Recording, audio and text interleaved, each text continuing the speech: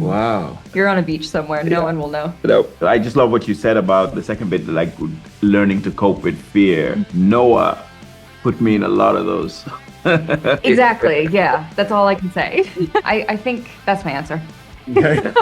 He has, on a personal level, absolutely everything to lose. Hey everyone, and welcome to another episode of Once and Always a Fanboy with me, your host, Chris Cantada Force. As a lifelong sci-fi fanboy, the Alien franchise was a huge part of my growing up. I've always loved how Alien built this eerie, industrial future filled with secrets, and how that same universe eventually intersected with another favorite of mine, Predator. So when Disney Plus announced this new Alien series, I was instantly on board. I actually got to preview the first episode ahead of this interview, and I have to say it delivers. Some scenes feel like they were ripped straight out of Ridley Scott's original film. But what really pulled me in weren't just the sci-fi elements, it was the characters.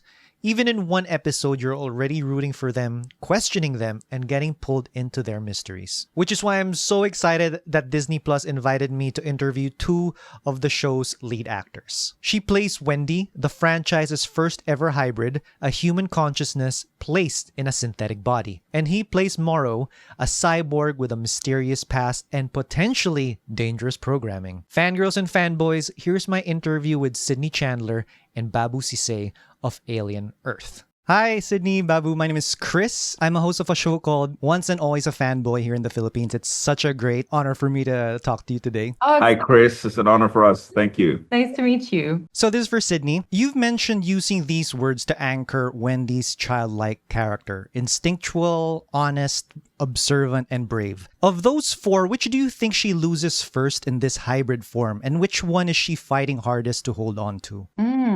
I don't think they ever get lost. They just might become more ambiguous. But I think the thing that Wendy runs up against is it's questions of identity and it's questions of trust, and what loyalty means, what morality means. And I think those four words get, they all kind of mesh into each other at the end of the day. Because, yeah, I don't know. I think that's my answer. Thank you. I don't think she loses anything, but they change. It's very much a. Yeah, without giving, how are you going to say it, answer that without giving stuff away? Exactly. Yeah, that's all I can say. All right. So for Babou, the Alien franchise often blurs the line between programmed obedience and conscious intent.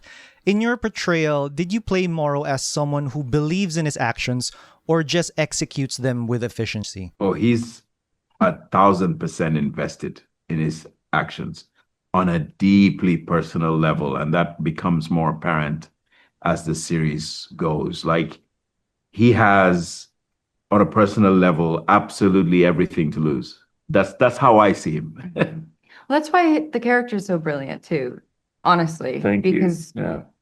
on the page too, the character, he could have gone so many different ways. Yeah. And you are able to ground him in so much humanity that you feel without even knowing the story, until it unfolds. I'm really pleased to hear that. Yeah, no, it's really amazing. Yeah.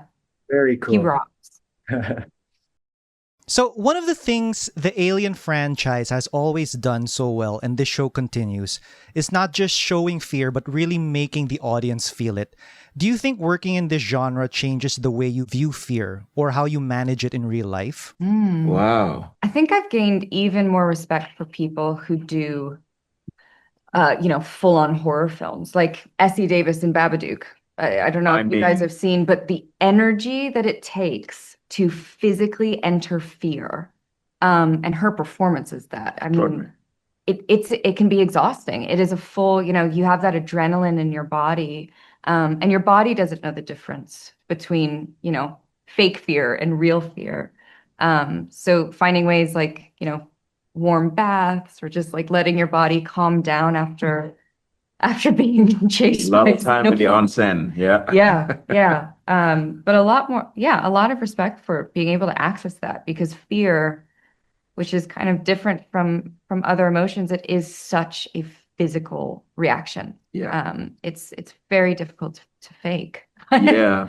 I mean, I don't like enclosed spaces too much. I wasn't too keen on that. Noah put me in a lot of those. You know what TV show you're Wow. to. I mean, honestly, you're in outer space. So where are you gonna go? It's like this small corridor, that small space there. I just love what you said about the second bit, like learning to cope with fear. I'm back in Thailand. I'm in and out of lifts and doing everything, and I'm finding I'm completely calm. That's something. So I got to face one of my fears, and overcome it. Let's say you had a synthetic version of yourself for boring life tasks. What's the first job you'd make it do, and what would you keep doing yourself because it's just too fun? I think I would send mine to learn how to cook somewhere. And then she'd come back and she would cook the most amazing meals, because that is the one weakness in my life. I think I would want to do everything else. I really like being on the go and being busy, and that's mine. She can chill. She can hang out with the cats. I think for the first 4 weeks, I want him to do everything. I want him to be me 100% for the first 4 weeks. And then I'll start cherry picking the bits that I miss. Yeah, they can even do my workouts. They can do my auditions. They can do the acting. They can go do everything. You're on a beach somewhere. No one will know. No. Thank you so much for your time. It's been an honor. Yeah, Chris, thank you. take care. See you. Bye.